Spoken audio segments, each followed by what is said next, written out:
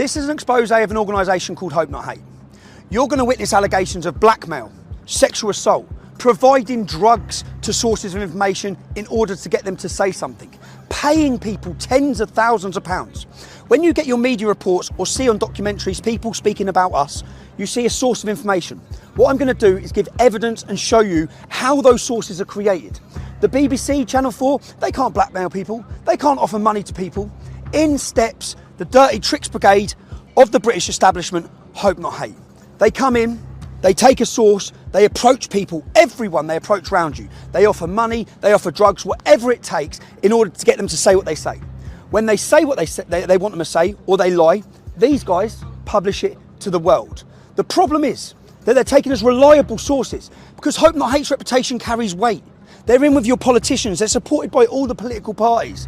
By the end of this documentary, you're going to question every source of information that you see from this point on. In this documentary, you're going to hear a lot about Hope Not Hate. It's important you understand who they are. Hope Not Hate is a so-called anti-fascist organisation who formed in 2004.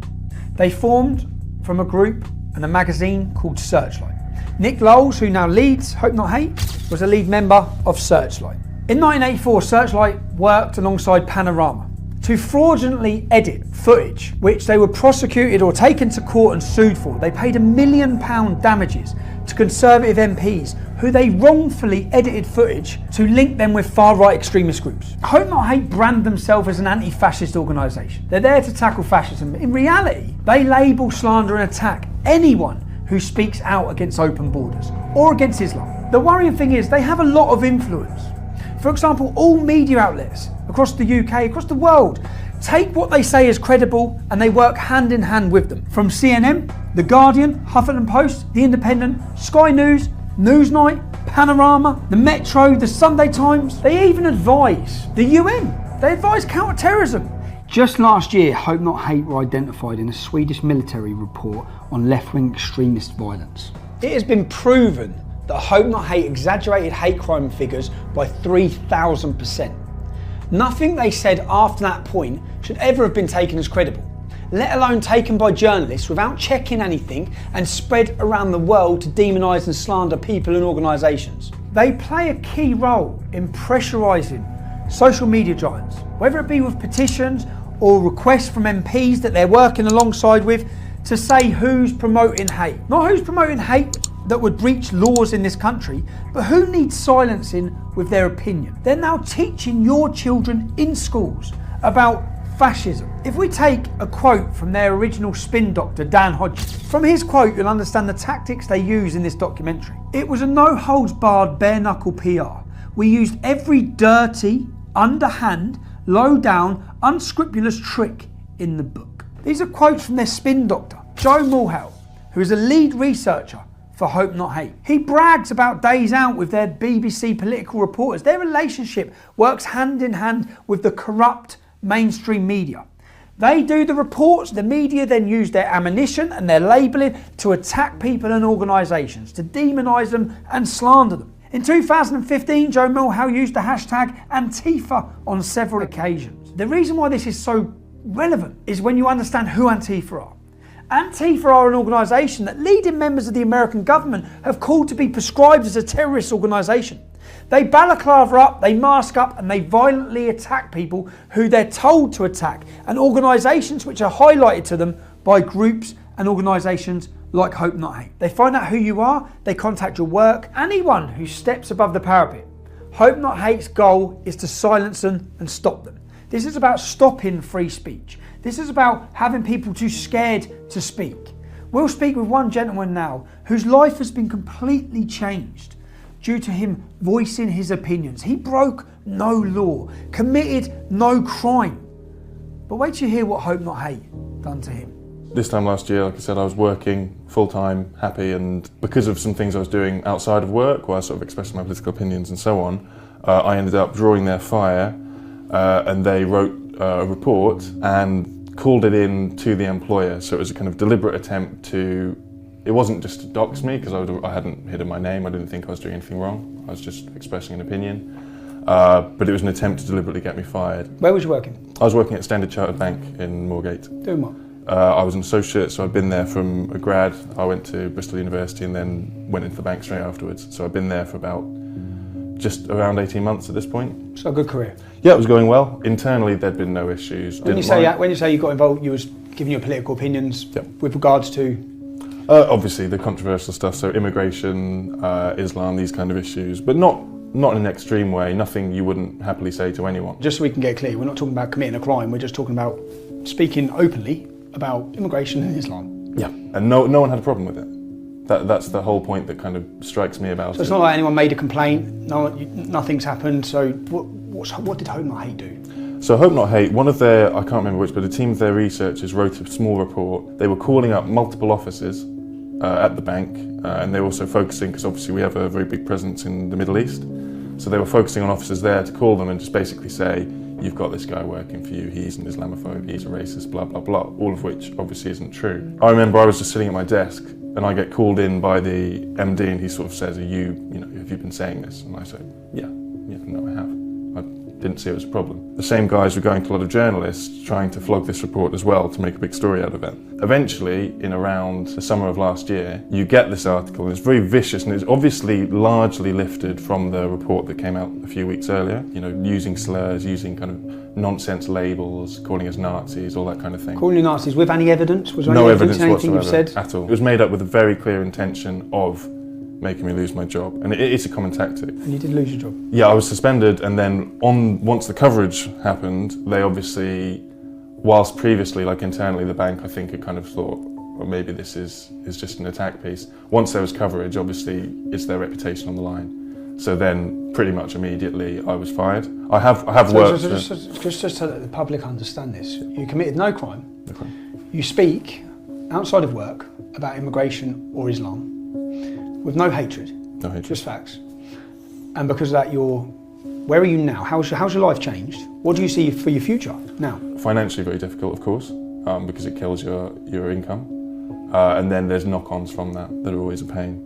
Okay, well thanks, and I hope you, I wish you luck in trying to get your life sorted. Me too. Yeah, good luck. Thank you. So Hope Not Hate are the dirty tricks brigade of the British establishment. This is Nick Lowles. Nick Lowles is the main face and the head of the organisation. Matthew Collins, Joe Mulhall. First of all, we'll rewind 2 years. I've already exposed this organisation. This is Caelan Robertson. Caelan Robertson is an ex-employee of mine. They got into him. They blackmailed him. He was sexually assaulted. He was threatened. He was intimidated. He was scared. And they created him into a source of information. So they forced him to say negative things about me so the media could print them to the world. You're going to hear that story now. We were basically threatened with the most horrendous shit you can possibly imagine for 3 months, constantly, to do this. Constantly. Because basically, why they have dirt on us is when we left Rebel, I don't know if I told you this, when we left Rebel, we were really fucking angry, and none of the media would take all the stuff we had on them. So Nick Lowles reached out to me on Twitter and he was like, oh, meet up with us. And we were like, oh, okay, like we weren't working with anyone then. So we were like, yeah, fuck it. And we met up with them twice and we were like, we can write a book on Rebel Media. We can write a book on how they've scammed people and this and this and this and this and this. And we were like really conniving with them. One of the first things they started threatening us with, this only started 3 months ago. We had no contact with them between 3 months ago and leaving Rebel, nothing. They started messaging us saying, we need to meet you, this is really serious. And then when we met them, they said to George, I wasn't there, we're going to release all of the meetings that you've had with us, threatening Rebel Media and talking shit about right-wing personalities, bitching about nothing serious, just saying, oh, they're cunts. And they're going to make you, and we're going to basically expose you. And also, we've got 6 signatures from the top trade unionist organisations in the country saying that they're going to come after you, and the government have opened a new department which we're advising on counter-terrorism, which are going to prosecute you for writing scripts which have incited the Darren Osborne terrorist attack. And it was like, they were basically like, you're going to fucking go to jail and you're going to get exposed for meeting with us if you don't work with us. This is what it all comes down to, this panorama fucking thing. And Hope Not Hate were there, standing next to the BBC producers. When you went for the meeting with Panorama, who from Hope Not Hate was there? Nick, Joe, John Sweeney, and the producer. So, Hope Not Hate were like fucking terrifying, and they like did, you know, they blackmailed us. They like Joe fucking used the whole thing to try and get into Kaylin's pants. This is how bad it really was. When we pulled up in London, this was the day I dropped off the suitcase to you, right? That I went straight off from there, I can't remember where it was, to go and do this interview with them. They hired out this big car park warehouse thing. They had a little chair in the middle of it. I walked into this room, sat down. It was a cameraman, it was the head producer, it was Nick, and it was Joe. And then I started getting really nervous because she was saying, how much money, name numbers, name figures. And I was like, well, it was enough to pay for us to make videos, and all the money was spent on kids. And I was just saying vague shit. And then Joe said, can we stop the interview, please? And then I was like, okay. And then Nick went, can you come with us, Kaylin? And then Nick and Joe took me to the other side of the warehouse and said, Kaylin, you really need to give them more information than this. You really need to open up a little bit more, because this is really not useful to them. They're probably not even going to use this. You need to go into specifics. You need to go into numbers. You need to at least show them something. Were they threatening you at you? Breather, have a cigarette, and we'll come back to it. Were they threatening you then? Okay. I had a cigarette, and I went back and I sat down, and I still couldn't really do it, and it was really bad. Like, I was like shaking the whole time. And that's when we told Panorama that we didn't feel that it was safe, that it was not okay, and that we were basically threatened. Bit of a strange one here, yeah? It's been a minute. I know, sorry man, I know it's 4 o'clock in the morning here, but I've just got off the phone to Kaylin for an hour, yeah? How much have they told you about Hope Not Hate? Not much. Why? You're aware they've been meeting with them regularly? I've met Joe too before. Yeah, I know that Kaylin and George have met with them before.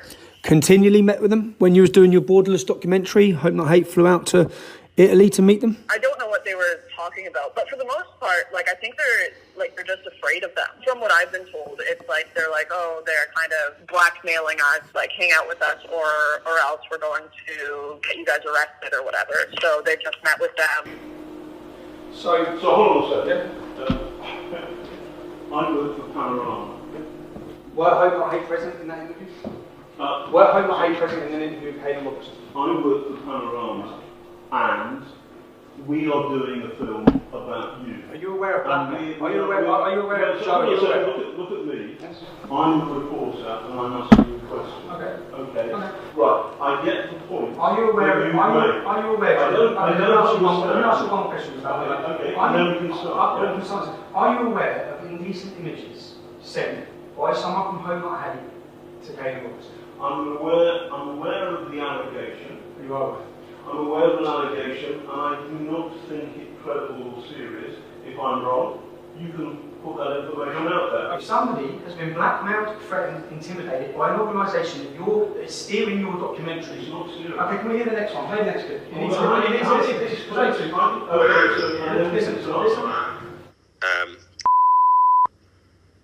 Made really inappropriate, I don't know how to describe it, almost basically like a sexual assault situation towards me when I was really drunk, pretty much passed out. Fuck you know, this gets messier and messier. No, hold on, yeah, okay, and I like got really upset, and I broke down, and I told George about it last week because it's really fucked me up, and George messaged Nick, and apparently nearly got suspended, and like it's fucking, it's a really big mess. I'll come to Milan to see you. Who'd he come with? Nick. He come with Nick, so Nick was with him. Yeah. And what did he do when he was drunk? Nick wasn't there at that moment. Nick had gone home. So we were filming with Laura, and then they said, like, you've got to meet us. So we flew to Spain via Milan, met them in Milan, literally just had a coffee with them, where they basically just carried on threatening us, and said, you've got to do like Sky or one mainstream media thing. And then I went back to London to drop something off and to go then to Spain. So Kaylin was left in Milan for one night. Nick left that night as well, I think. Yeah, Nick left. And then this is when this thing happened. Kaylin said that he was basically really wasted, that he thinks let himself into Kaylin's room.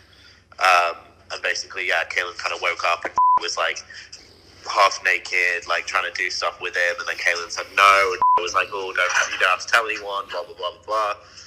Kaylin's like really fucked up about it. So this was like 3 months ago, or 2 months ago, and Kaylin only told me about it last week. So I messaged Nick saying, like, we need to talk, what the fuck is going on? And then Nick said that he's like doing an investigation into it. George also messaged Panorama saying, guys, Hope Not Hate raped Kaylin. Now listen to this recording that was released just this week of Kaylin Robertson, who's now a journalist for Byline Times, and George Llewellyn-John, who's my ex-colleague. Listen to the allegations they are making. The British state. This is what Hope Not Hate did to them. They're all gearing up to say, if we take down those boys, then the Tommy Robinson situation never happened again. Joe said there was a meeting that took place recently where they had 3 files on the table, and it was Tommy Robinson, Kaylin Robertson, and George. Everything we've ever done, our birth records, every hospital visit we've ever been to, every psychiatric, every au pair we've ever had, everything you can possibly imagine. Shit from when I was like 10 years old from another country.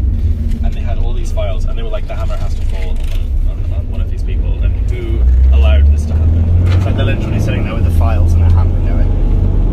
Yeah, like that's how fucking serious it is. And I'm not to a point where if we carried on with Tommy, say he didn't go to prison and we carried on with him for another 3 months, we would probably be in prison by Christmas. This organisation's job is to create sources of information. They don't go as journalists and find a source and interview them normally. They create a source, as you've seen through blackmail. But it's not just Kaylin. We will prove to you, source after source after source, against different individuals, not just myself, have been created. Once they create their source and their source pumps the lie that they want them to tell, the mainstream media are waiting. They then take that story and they pump it to you, the British public. You don't know what's gone on behind the scenes. You literally get the newspaper or the news article or the documentary. They work with Panorama, they work with Dispatches, they work with everyone. Let's listen to what Joe Mulhall had to say when I asked about his involvement and his presence during the filming of Panorama against myself. Hello? Hi Joe, it's Tommy Robinson. Oh, hi there, how's it going? Yeah, not bad. Obviously you're aware I have a documentary coming out on Saturday. I'd just like to ask you a couple of questions quickly about your involvement. Bear with me. I'm not going to be able to do it over the phone, I'm afraid. If you want, I'm not going to. I'd have to speak to colleagues before I can do anything, I'm afraid. So you can't just answer why you were you present during an interview with Kaylin Robertson and Panorama? I'm not going to be able to talk about anything on the phone. Why not? Why not? Well, you can't just ring someone up. If you want to speak to me, you can drop me an email and we But can. this is just your opportunity to counter what's being said. I'm not going to answer any questions over the phone, although I don't see what's the issue there is, even if I was. Really. So were you and Nick Lowles present during an interview with Kaylin Robertson and Panorama? I've said everything I'm going to say to you, Tommy. I'm not going to answer any questions like that. If you want Just to a yes or no. It's just it's a simple yes or no. Simply, look, Tommy, we're wasting time here. Okay. Now listen to what happened when I approached the producers of Panorama to ask them the simple question: were Hope Not Hate steering your documentary? Okay, well you're in trouble as well. You're all in trouble.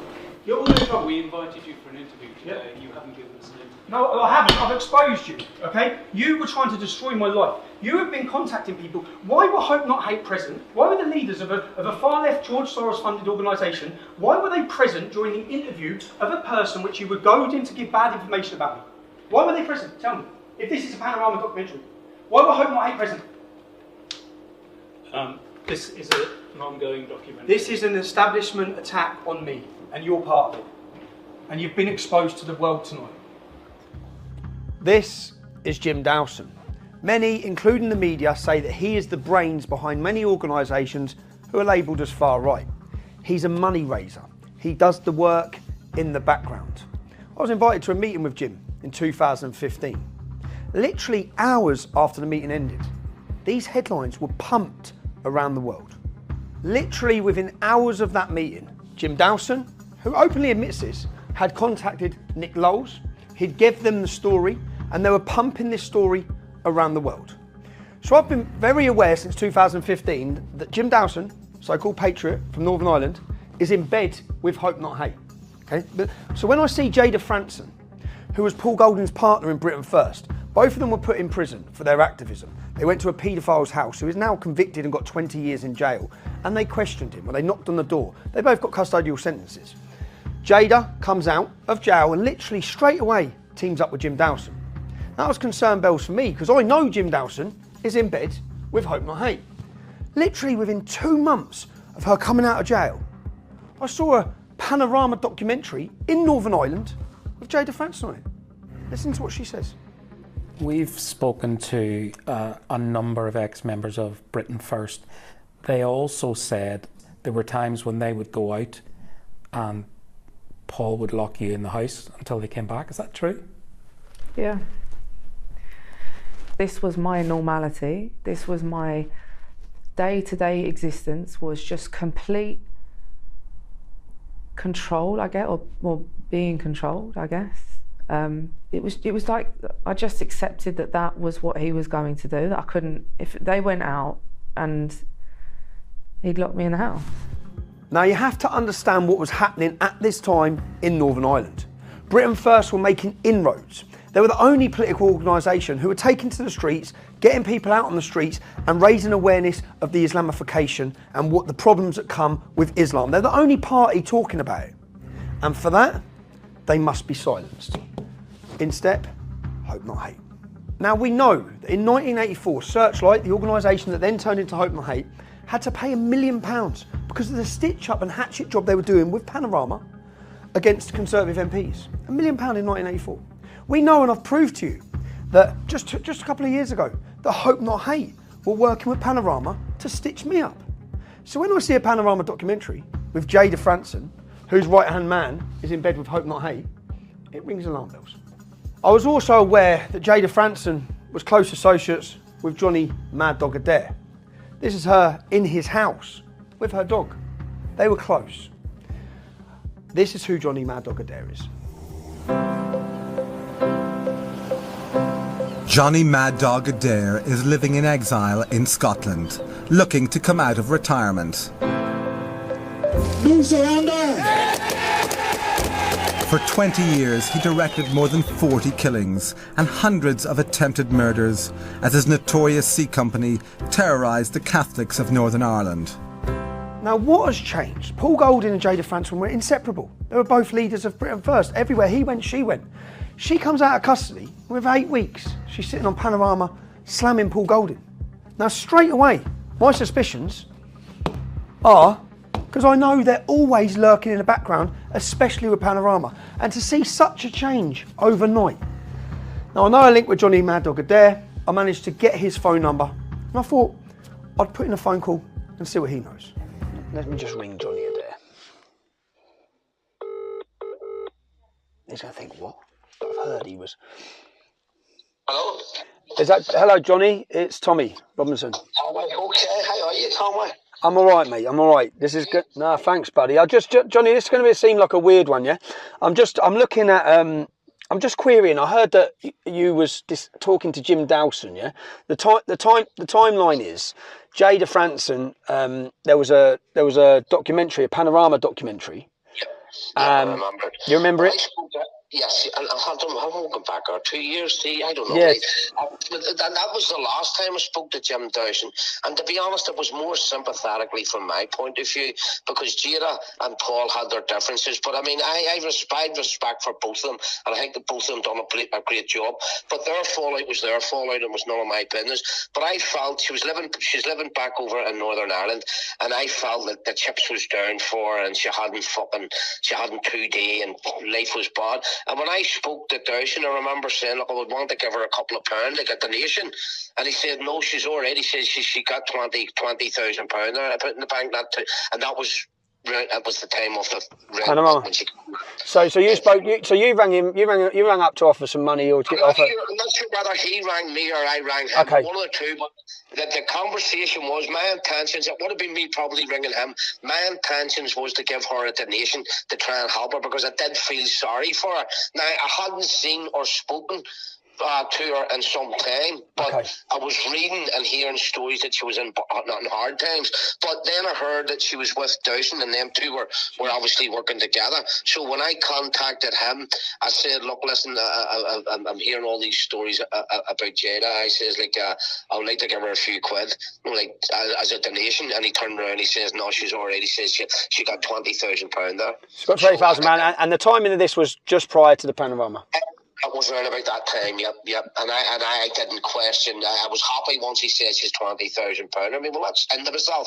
I said, well, that's good. So I didn't need to pursue my conversation anymore. Giving her a donation. Okay, but that was my intentions, and that's what he told me. Okay, cool. No, because it's just I know Jim Dowson works with Hope Not Hate. I knew that 6-7 years ago. So we just anybody but him, wouldn't they? Anyone that give him money. Yeah, so I'm just doing an investigation, and everywhere I'm looking, Hope Not Hate are there, involved with Panorama, involved with politicians, and there's money. In fact, £20,000 that you say is the same figure that I've got covert recordings was offered to another gentleman to lie. That's what he told me. Like, he told you. I'm no grapes to fucking quite fucking by saying that. It was an innocent conversation I had referenced me wanting to give her a donation. Okay. And it was to get through him because obviously I had no contact with her. I hadn't spoke to her since she had the fallout. I never had a fallout with her. No, I felt really sorry. Me out hard, me out loyal. No, so did I, buddy. So did I, because I thought Jade done some great until I knew she was with Dowson, and then I knew that's Hope Not Hate. I knew it. So there you have it. Out of jail, down on her luck, receives £20,000. Not according to me, according to her friend Johnny Adair. Receives £20,000. And then is on Panorama documentary slamming Paul Golding. Let's have a look who else took part in that same Panorama documentary. It's a well-oiled machine. This was my day-to-day existence, was just complete. That's why most people now advertise through social media and not in the newspapers. Britain First is Paul Golding, and Paul Golding will flog and sell. So who's being interviewed? Jim Dowson, Matthew Collins of Hope Not Hate, and their new created source of information who has received tens of thousands of pounds, who's always lurking in the background, creating these sources, Hope Not Hate. What do you get, the British public, sitting at home? You get a Panorama documentary which makes these allegations from a female about Paul Golding. You don't get who they are, how they operate, and the fact that tens of thousands of pounds have been handed over. These tactics are used against anyone who speaks up against open border immigration. They've been used against me for years. But at this present moment, we're looking at Paul Golding's Britain First. They're making inroads into Northern Ireland, and for that, the agents of the state, Hope Not Hate, they must step in and they must be silenced. Whilst we're looking at Hope Not Hate and Paul Golding and Britain First, I'm going to stay on Britain First. Let me introduce you to Andrew Edge. Andrew Edge was the main security person for Paul Golding. They were together everywhere for years. Everywhere Paul went, Andrew Edge went. Now we've seen what's changed Jada Franson from years of loyalty to overnight, total 360 change with outlandish allegations. Let's just listen to this covertly recorded conversation with Andrew Edge. Well, you, mate, I'll tell you that anyway. What? The what go all out on me? Who wants to go out on me? It's that fucking Matt more than anybody, you know what I'm on about, don't you? Matthew. And that folks, I've met him as well, fucking idiots. And I've been in the hotel in London, mate. This is an operation. Hope Not Hate approach everyone around you, everyone close to you, anyone you have a falling out with, they approach. It's a machine. It's how they create their sources of information against people. I know this better than most. One of the people Hope Not Hate approached close to me was my mum's brother. He come to see me. He said, I can't be painting walls. He's a painter and decorator. I can't be painting walls for the rest of my life. I'm getting old. Basically telling me that he's going to work with them. Yeah? He come to me for his permission. We haven't spoke since, but I know who they approach, and how they get in with them. Yeah? How they work their way in. Now you're going to listen to a conversation. Paul Golding, as soon as he found out Andrew Edge, his right-hand security, had been talking, liaising or meeting with Hope Not Hate, he expelled him straight away. You're now going to hear a conversation between Paul Golding and Andrew Edge, where you hear the details of what Hope Not Hate were planning on doing to Paul Golding. Now, do you remember, so they've said to you they haven't got no evidence, but they want you to stand up in court. Dirty cunts. Exactly. Is that what they've said, yeah? Yeah, pretty much. They're going to pick me up, mate. They're not in thinking with Jada at the minute. Because fucking Jada's ass was just demanding too much. She's demanding too much? Say again? She's demanding too much? Yeah, she was asking for too much. The thing is, there's fuck all they can get me on anyway, the cheeky fucks. Well, a woman from the Home Office has been there. What, and they want you to set me up? Yeah, proper. I'm not going to pay me fucking 20, 30 grand, mate. So there you have it. Andrew Edge, £20,000 offered to him by Hope Not Hate. That's the exact same amount that Johnny Adair says Jada Franson received just before she comes star witness in a big documentary that you're all watching at home against Paul Golding. Andrew Edge offered £20,000. He admits he's been receiving money from Hope Not Hate. I said, I've got nothing to hide. You have. You've been working with the police, the Home Office, Hope Not Hate. Will I ever work with the police? No. Have I worked with Hope Not Hate? Yes. Go on, crack on. Yeah, he's a cunt, and you work with Hope Not Hate, the Home Office, and the police. I know. They give me 300 quid today, by the way. That's nice. This is Hope Not Hate's job as agents of the state. They step in where the BBC, the Daily Mail can't. Okay? The BBC can't pay you for news. They cannot pay people to take part in any documentaries. They cannot pay you for interviews. The reason being, once you pay someone money, they will say whatever you want them to say. They're no longer a reliable source. Since Andrew Edge, as we hear, began getting paid by Hope Not Hate, they created a source of information. He then makes allegations against Paul Golding, having hundreds of thousands of pounds or receiving lots of money and having it in Russia. He hasn't just made allegations against Paul Golding. He's made allegations against me.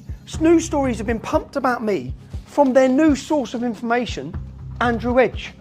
So they come in, they create the sources say what they want them to say. You don't know any of this. You're just getting a source says. Little do you know that source is blackmailed, threatened, or being paid.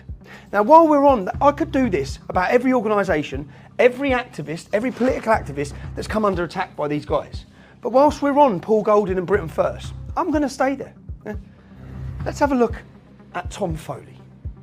I've never met Tom Foley. I had no idea who he was until I started my investigation into their corruption. Tom Foley was a homeless veteran living on the streets. He was taken off the streets by Paul Golding, brought into his home, and just listen to what Tom Foley, not me, listen to what comes out of the horse's mouth in his views on Paul Golding and his family. I have gone from sleeping in the tent, I met Paul Golding. Listen to me, Jamie, you're listening to me. Yeah, I'm listening to you. I love you, brother. Yeah. I love you. I love your mum. I love your missus. I love Paul. I tell you what, I love Paul for what he's done, what he's doing. You're fucking angels. You, Holly, and your mother, Paul, Andy, and all of you, you're fucking angels. You're not devils. You're fucking angels. How the fuck would I have got through what I've been through without you? You've heard his opinion on Paul Golding. The man was welcomed into the organisation and travelled everywhere with them. Now, what is it that changes that opinion to this?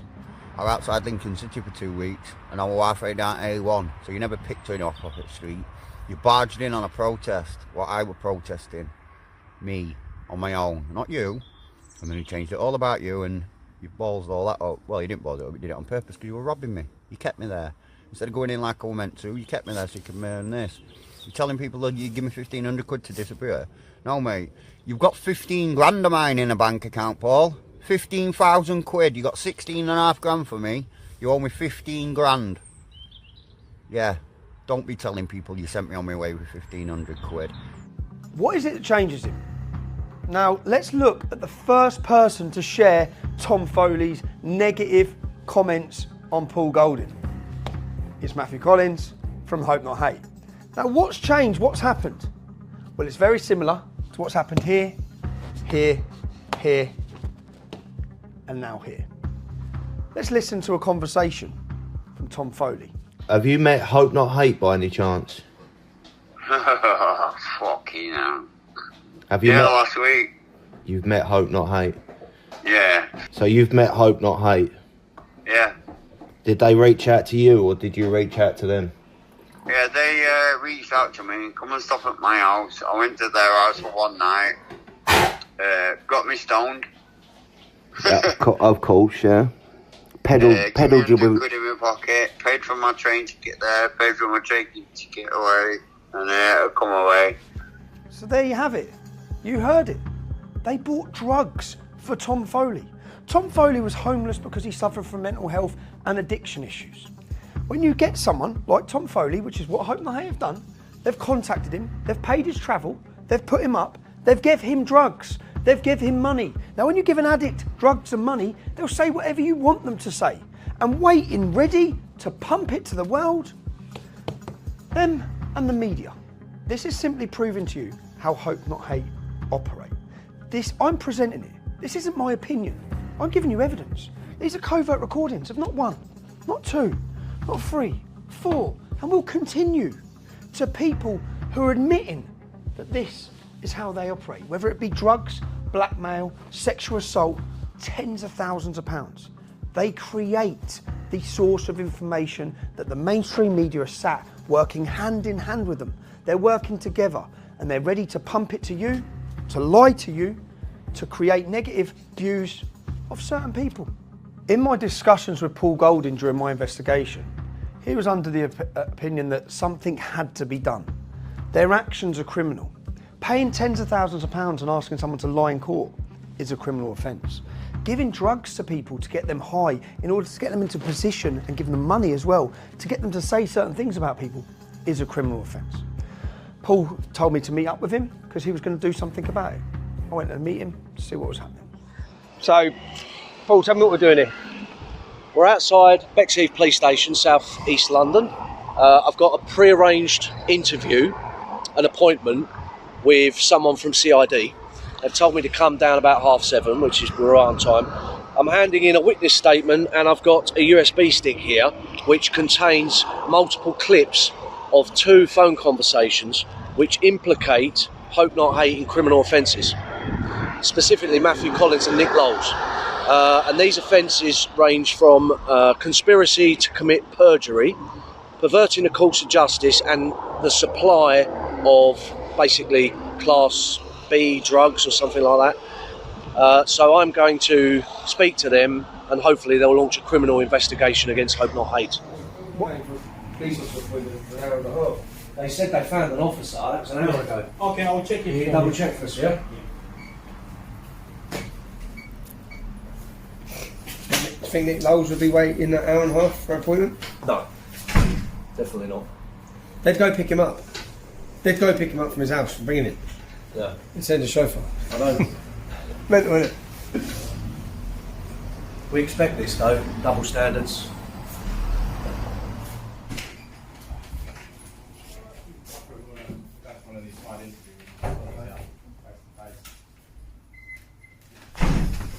All sorted. Yeah? So, in a nutshell, that was in there quite a long time, wasn't Yeah, it was ages. So we went through my statement. We went through all of the audio clips. They said they're going to go and investigate the whole thing. They said they're going to speak to Andy Edge. Yeah. They said they're going to speak to Tom Foley. They said they're going to speak to Jada Franson. They all seem to be implicated in this. They all, whether it's drugs or perverting the course of justice or something like that, they said they're going to go away and speak to those people and say to them, look, you said this. Yeah, is this true? Because if it's true, it's a court case. If it's true, Why would they lie? Well, what exactly? Why would they lie? Why would they make up such elaborate things? You know, and all about the same organisation. Yeah, about the same 2 people, Matthew Collins and Nick Lowles, both mentioned by name on those audio recordings. And they said that the offences are perverting the course of justice, conspiracy to commit perjury, and supply of drugs. It's all there. Yeah. And audio evidence. They go and speak to the people, put it in front of them. If I had an audio recording of you saying X, Y, Z, and they put that to you in an interview, and you wouldn't have a leg to stand on, would you? You'd have to admit it. It's the same as the audio recordings from Panorama, where they're blackmailing two of my old employees. Yeah, which they clearly were. So they said they're going to go away. He said, I'm going to go away now and speak to these people. Okay. We're going to speak to them, and we're going to interview them. They said they emailed me the crime reference number, literally, by tonight. So they've opened a criminal investigation? They've opened a criminal investigation into Hope Not Hate, specifically Matthew Collins and Nick Lowles. Well, they need it. Yeah. They need it. Because in the past they've taken money, taxpayers' money, and they tout themselves as this squeaky clean, anti-racist group, but really they're involved in criminality. They're trying to stitch people up using illegal criminal means. Well, they're doing what... So I was going to go gym, but that's changed. Because last week we went with Paul Golding to report Hope Not Hate for some crimes. I know he's had a mad week and his family have had a mad week. But I just watched a video of Great Manchester Police coming to his house and telling him that his life's now in danger. And so is his partner's life in danger. So we're going to shoot straight up north. We're going to see Paul, see his family and find out what's been going on. Because it seems last week Hope Not Hate reported, and I know there's a lot gone on this week involving Hope Not Hate and the targeting of Paul's family. So we're going to go see what's going on. So, well, thanks for letting me in. No problem. I just want to ask you a few questions Yeah. about recent activities with regards to Hope Not Hate. I obviously went with your partner to London where he made an official complaint, a legal complaint to the police about their actions. Am I right that in the same week you had a visit from the police? Yeah, it was just around 5 or 6 days later. I got a knock on the door, and it was Greater Manchester Police's safeguarding unit. And as soon as you hear safeguarding unit, you know something's up. So I allowed them in, and they spoke to Paul and myself in the living room, and they said, there's been a credible death threat to you, do you know, so we need to take precautions. We need you to know, do you know, we'll get the fire unit out. Right, what it is, like I say, I work in a safeguarding unit and we deal with things along the lines of threats to life. Okay? Yes.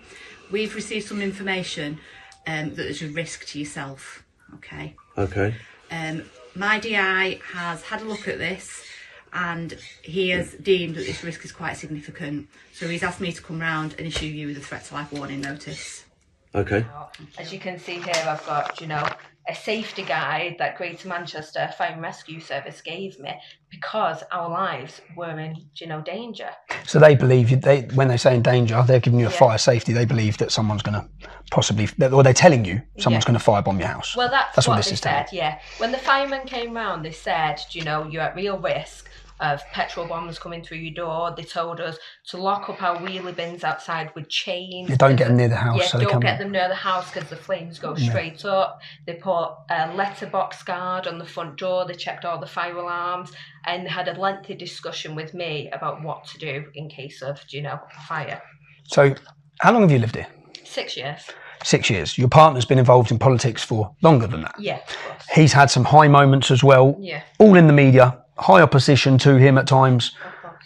Have you ever had any threat at this house? Never. So all of those key moments of Paul's career or Paul's life, you've never had any trouble here? Only when it related to Hope Not Hate around 18 months ago. There's been 2 incidents here and both have related to Hope Not Hate, you know, and who they've funded. Addy, you're full of shit. Are you listening? I'm going to kill your brother. Okay.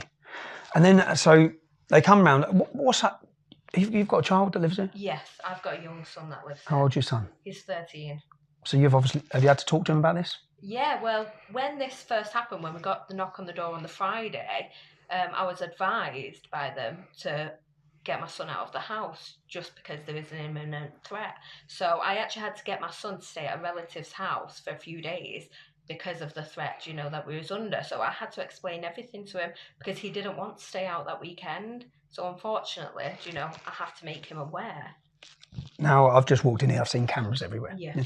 I've seen a letterbox so no one can put nothing through the letterbox. What's that feel like in your home? Well, it doesn't feel good because this should be my sanctuary. This should be my safe place. You know, when most people go home, they lock the door and they're safe. Whereas I don't know who's going to turn up. I don't know whether I've got a scorned neighbour because of Hope Not Hate or Islamist or anyone that's going to turn up, you know, and attack this house. So the police come and visit. Yeah. Yeah. And then 24 hours later. Yeah. Can you explain to me then what happens? Yeah. 24 hours later, I was made aware from a friend of mine that lives a few streets away that there's leaflets going through letterboxes about Paul and about Britain First, about us being sympathisers to Russia. And I found out that from my friend, but then I spoke to neighbours, I spoke to several people on the estate, and everyone had got one. Everyone. And I'm right, because I saw online, Paul went and found the men delivering the leaflets. Yes, well, we was out that day anyway, and Paul just happened to stumble across them and approach them.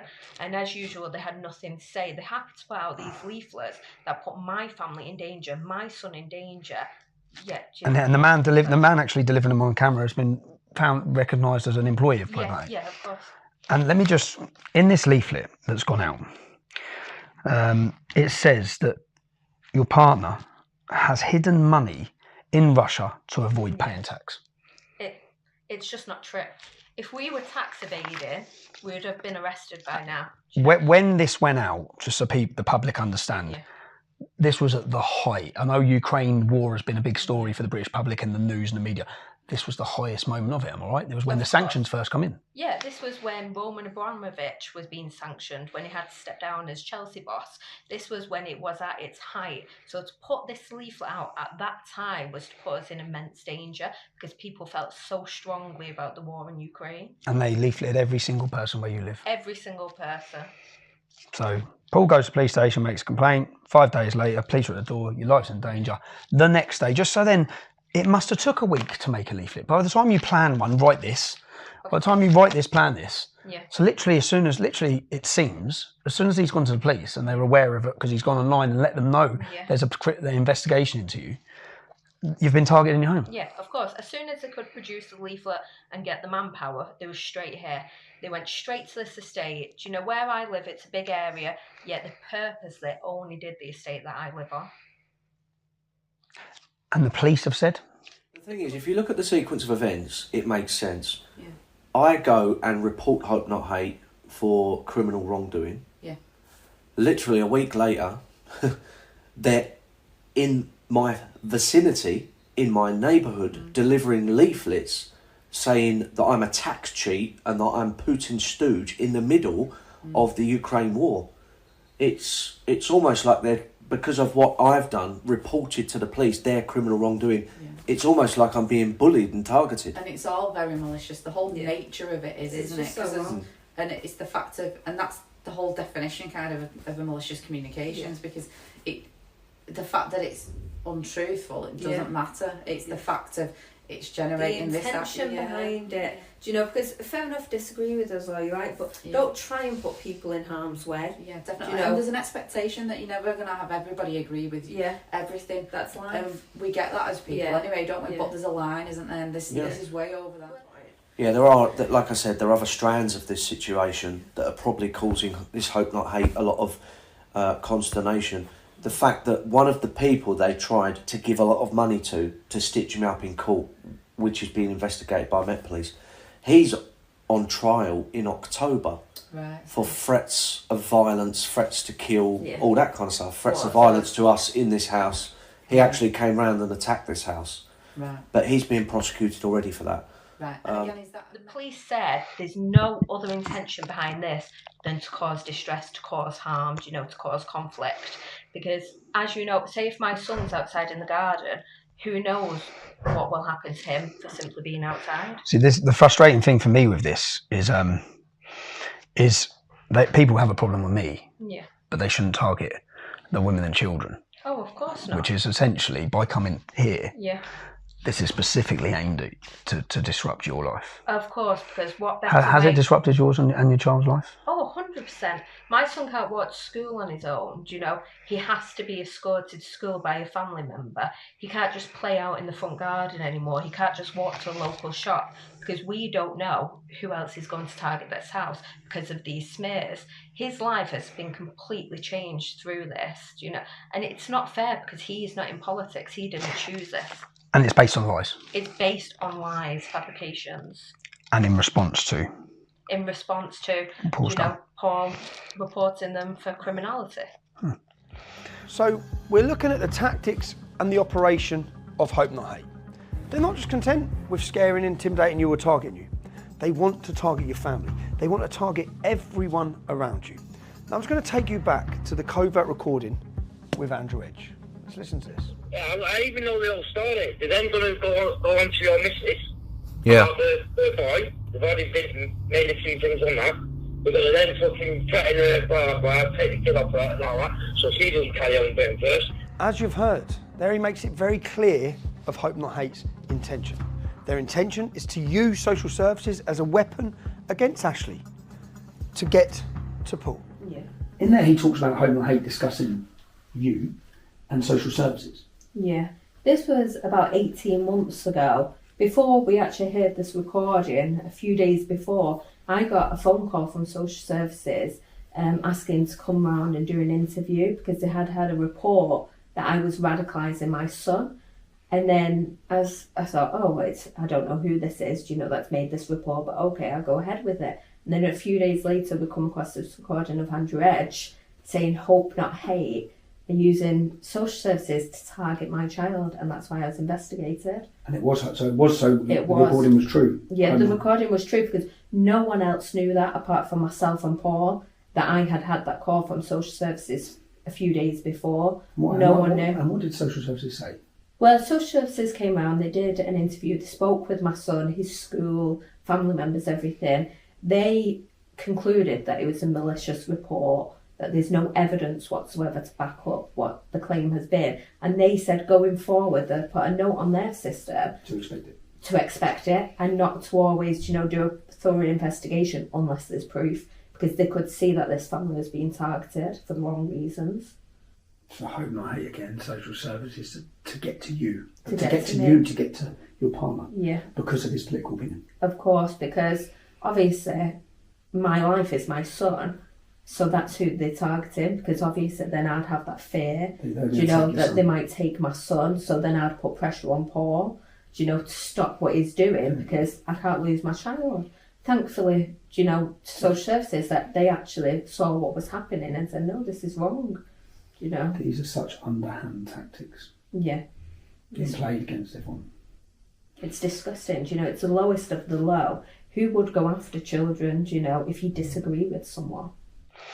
Okay, all right, well, thank you. Thanks for your time. Not a problem, thank you. The targeting of Ashley in her home is nothing new. This is a pattern of abuse. They target women, they target children. They intimidate them in the one place they should feel safe, at home. Whilst we're looking at this, I want to tell you the story of Sharon Claff. Sharon Claff was a Jewish activist. She spoke out a couple of times about the building of a mega mosque, I believe, in London. And for that, she has to be silenced. The point I want to make to you is, this isn't about just targeting Tommy Robinson or targeting Paul Golden. It's about targeting anyone who goes against the status quo that the establishment or the state needs silencing. They wrongfully lied and said Sharon Claff was this is a grandmother, an old age lady. They wrongfully lied and said that she was part of a far-right organisation who took part in rushing a bookshop or something like that. Sharon Claff wasn't there. She never took part in anything. Yeah? She could prove that. Now, when she took them to court, Sharon Claff was in a position. Many of us aren't in a position to spend hundreds of thousands of pounds to take these organisations to court. Sharon Claff was. She used William Bennett QC, one of the best QCs in the country. Hope Not Hate accepted their guilt, because that's what it was. They admitted that they lied and they apologised. And I believe they paid £50,000. Let's have a look at the mainstream media and their reporting on this apology and this win for Sharon Claff against this organisation. As you can see, there's no mainstream media reporting at all on the fact that Nick Lowles' organisation lied, endangered the safety of a lady who had a cross put on her by Hope Not Hate. She was violently beaten in the street after wrongfully being accused of part of a far-right organisation. Not one mainstream media run it. The only media that run it, the Jewish Chronicle. So proven to you, Hope Not Hate lie. You wouldn't have heard it in the media, of course, because it doesn't make the media. They lie about old women and get them violently attacked. Not just content with targeting me, targeting my wife, targeting my children's home. They also target my mother's. My mother's been severely ill and my father is 74 years old. Yet they doxed their address, which resulted in their house being violently attacked and bricks thrown through the window in the middle of the night. So it's 1:30 in the morning. That's my mum's fucking windows. My mum's, yeah.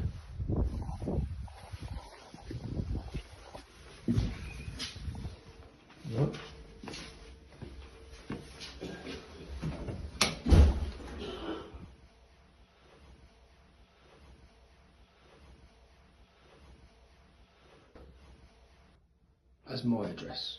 Shared it online to his little hate mob. Yeah, I'll take that down. And how? And they're meant to have a marker on their address, yeah? They're meant to have a marker on their address because 24 hours ago, these bastards were ringing my ex-wife and my son. So police were at their house all day. A marker on the address, and I've just got here. There's no police here yet, even though they've rung the police instantly. When my fucking 74-year-old dad has been woken shitting himself in his bed because someone's smashing brick through his window. She said, because she told me today they've put a watch on mum and dad's. They've literally put it on while we've been driving here. Oh no, she said, so my ex-partner must be speaking to police about what's gone on, and she rang them to say. This? I'm sorry you had to leave your family home at yesterday evening. Yeah.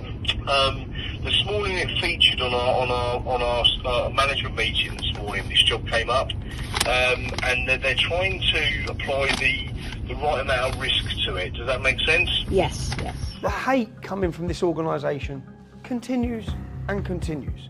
It then resulted in men turning up looking for me at my mother's house. The neighbours spotted them outside, videoing the property. Then I find out the same day that they were outside my mother's house, four Muslim men, had turned up at another property which had a young 12-year-old girl in. They turned up there looking for me. Why did they turn up at this house? Because Hope Not Hate had put this picture online alleging that it's my property. They're telling the public that I own this house. I don't own this house. I don't know the person that lived in this house. I do now, but I don't know the person that lived in this house. That this house is located near to my mother's house. When they put this article online with a picture of the house, they literally directed people. It's a hard house to find. They directed people. It's next door to this old people's home. They literally directed people so they could find it. And find it they did. Men turned up looking for me at this property, screaming and shouting multiple times. I'd heard men had been there. I went and approached the lady at the property to find out what's going on.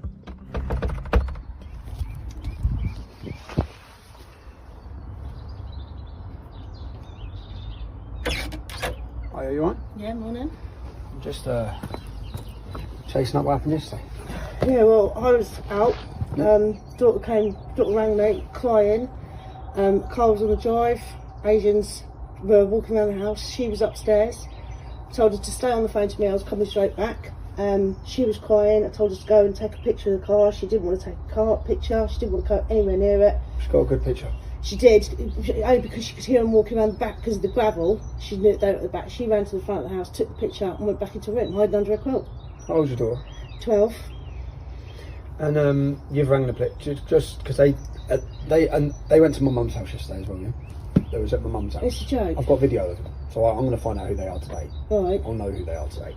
But you had an incident last week as well. Yeah, 2 weeks ago. It was a Saturday night. The car pulled up. Thought it was my boy coming to see me. Got the door and 4 Asians in the car. Asked me, "Where's Tommy? Where is he? Where's Tommy?" Told him, "I know who Tommy is. I live on my own with my kids." This is when we got in contact. This is when I got in contact. You and you reported that to the police? Reported it to the police. The police came round, told me to make sure the doors were locked. Asked why it started happening, and I said it was to do with that Hope Not Hate. Put it up on the internet. So how long have you lived here? Over a year now. Have you ever had a problem here? So the problem started a few weeks ago? A few weeks ago, about 2 days after the Hope Not Hate put it on the internet. About you apparently opening this house. This is my house. No, it's not your house. No, but they said this is my house. They said it was your house, yeah. So I looked, there's a picture of a van on the drive. Yeah. And someone's put racist cunt. Yeah. I've got lots of things where I'm looking. Yeah. That was my dad's van. My lad's friend's van. Okay. So with his number plate on it. You live here? I live here. With your daughter? Yeah. She's how old again, sorry? She's 12. How is she? Scared. She won't stay here on her own now. I've got to now drop her over to my daughter's all the way in Dunstable before I can go to work today. Because I can't, she won't stay here. She won't stay here on her own anymore. How are you? Just shitting myself, I'm not going to lie. I don't want people coming down the drive. What do you... I know, I'm not trying to, like... I'm going to come. I'm going. I'll get today cameras. I'm meeting some lads. Well, the police have said that they're going to secure the property for me to make sure that I keep the gate locked. When did they say that? Yesterday when they rode Okay, back. they're going to because they come to my mum's last night and they left and they just left. So, and I said, what are you going to do about it? Because have you got? Where's your letterbox? I think my letterbox is around the other side of the door. Okay. I think it's because I'm already fleeing domestic violence. That because this was supposed to be the safe house for me, but now I'm even more scared. So Nick Lowles, because I'm going to find him. Do you want to come and speak to him? Yeah, I will. I'd like to see how he feels about this. You know, like we've already been terrorised once by my ex-husband. He's got what happened last time. Well, my ex-husband. Like, Yeah. That's why I've had my house petrol bombed by him, and now I'm getting this done. It's I'm a little. Well, I'm bit sorry. shitting herself. She literally is shitting herself. I find out that a lady in this house is a vulnerable victim. She's actually hiding. She's an ex-battered wife whose ex-partner had petrol bombed her previous property. I then find out that her relative had contacted Nick Lowles the very next day after the picture was put online, when she became fearful. Contacted Nick Lowles to tell him it wasn't my house. Did he right his wrong? Did he delete the picture? Did he apologise? No, he didn't. Because she's collateral damage. Just as Sharon Claff's collateral damage, just as Ashley's collateral damage, all these people are collateral damage as long as they get to put pressure on the intended victim, on the intended target, which is myself. Now, did this lady in the house have tens of thousands of pounds to take him to court to get her apology? No. If she did, he might have been forced to apologise for his wrongdoing, like he was last time. Now we're seeing multiple women scared in their homes. All the women with children, terrified, targeted, in fear. No one should feel fear in their home, least of all young children. That is what this organisation has been doing. They put a picture of the bedrooms my children sleep in. When they put a picture of my ex-partner's property online, they also put a layout showing the entire layout of the house. So if anyone wants to break in to hurt people, they showed them where the bedrooms are, where the stairs are, where the exits are, where the doors are. Why would they do that? They have targeted my family. Now the difference is, I know where they all live. I know every detail about them. I'm not doxing their addresses because I understand they have innocent wives, innocent children in their homes who I very much doubt are even aware of the dangers they're putting many families in. Now the targeting of my children and the photographs of their home, when they know I don't live there, telling everyone that I do, telling everyone it's my house, when they know full well, these are the sorts of threats that I receive on a regular basis. Oh, you know you're your fucking kids are, yeah? You're the fucking lady. You take your fucking kids, yeah? I'll tell you that, I promise you that. I'm gonna drop your kids on the list then, alright? So that you fucking feel, you motherfucker. Okay? But if you're playing, I hope you're recording this and playing. Keep on playing and keep guessing who this cunt is. Alright? Because I'm gonna stab your kids. Watch what I fucking do to you, you little fucking white bastard. You little porky and cunt. You fucking watch me. What sort of person listens to those threats? Listen to the intention of Pakistani rape gangs wanting to rape my children. What sort of person attempts to direct them and locate where the family live? They know I don't live there, yet they run an entire article saying it's my home. It's not my home, it's my ex-wife's home. But they're trying to put pressure on me and using my children in the process. Due to the fact now, it's not me in danger, it's not just my children in danger. There's lots of innocent people and this innocent woman and her daughter who are now in danger. I made sure I had to locate where Nick Lowles was. I located where he was. I located his wife. I located his family. I would never stoop so low as to give any bit of information that could lead people to that innocent mother and her son's address. Yeah, and obviously this was linked. This was a day before my mother's house was smashed up.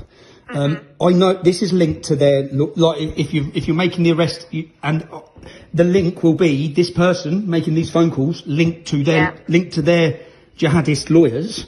I know it's 2 months on. I'm thinking, well, if I had phoned someone trying to pervert the course of justice and threats were made because my ex-wife was terrified, my children were terrified. Of course. I just can't understand why there hasn't been an arrest. Well, I mean, I found out who owned the phone the day I left. Okay. So, obviously I was quite pleased because I wanted to see that through and get those results, because at the moment we just had a number. On a Friday afternoon, I received an email from a journalist who's running a story about me with lots of allegations, criminal allegations. Her source of information? Caelan Robertson. Caelan Robertson, who's on camera, who's on tape that you've heard, being blackmailed, sexually abused by these guys in order to create and lie about me. So the man who's paid to lie, who's forced to lie, is then telling stories about me. The mainstream media are ready to pump them to you, the British public. Concerning for me, concerning that my children would read this, she contacts me on a Friday afternoon, gives me till Monday morning at 10 a.m. to answer her allegations. Now what I do with everything is I wanted a video camera to record me giving her proof that this is not a reliable source, that she should not be running this story about me to the British public, because she is fully aware her source has been co-opted, her source has been forced. So I went calmly to her property. Read the headline of what the media told you happened. Now watch the video of what actually happened when I knocked on her door. When I calmly knocked on her door to answer her allegations. On that evening, I was arrested for a breach of the peace.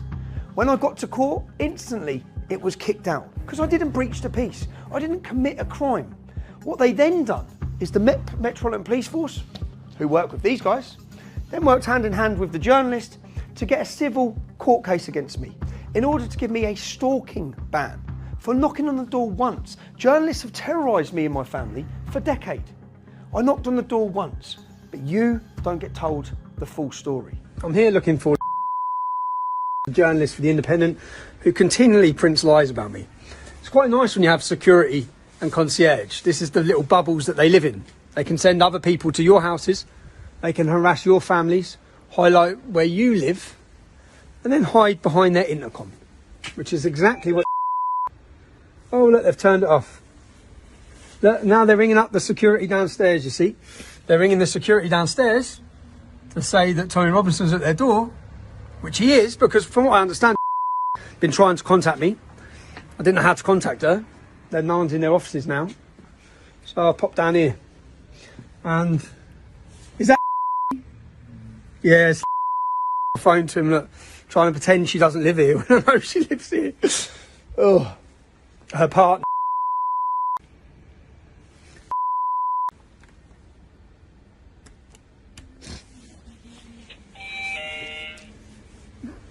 Come on.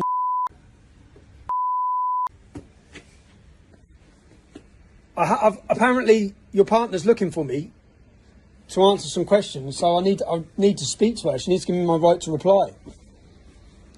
Doesn't she?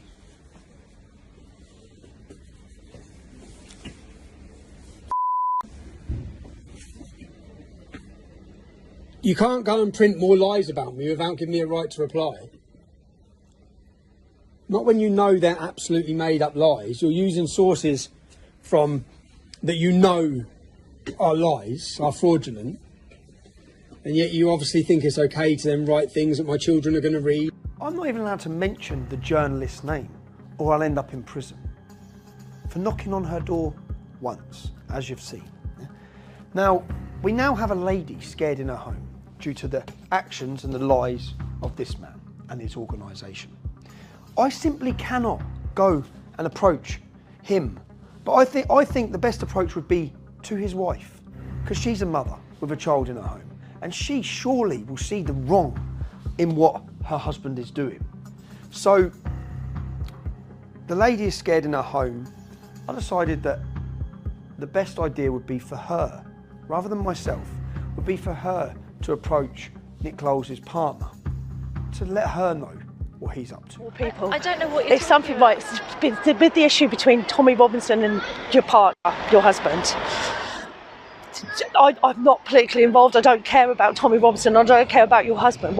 That is my girl and myself. My life's now in danger because of this picture that's gone on the internet. Okay. The police are involved. I spoke to the police and they've told me that the best thing is to try and speak to Nick. I've sent Nick an email, asked him could he take the picture down. Do you go to the school? No, my little my little girl doesn't go to this school at all. So I've sent Nick an email, you can confirm it with him, and I've asked him, please take it down. I've had no response. My domestic violence officer has already said that she's going to approach Nick as well, but I'm not getting any that route. So I'm just asking you as a mum, could you please ask him just to take the picture down for me and let him know that this is nothing to do with me. I rent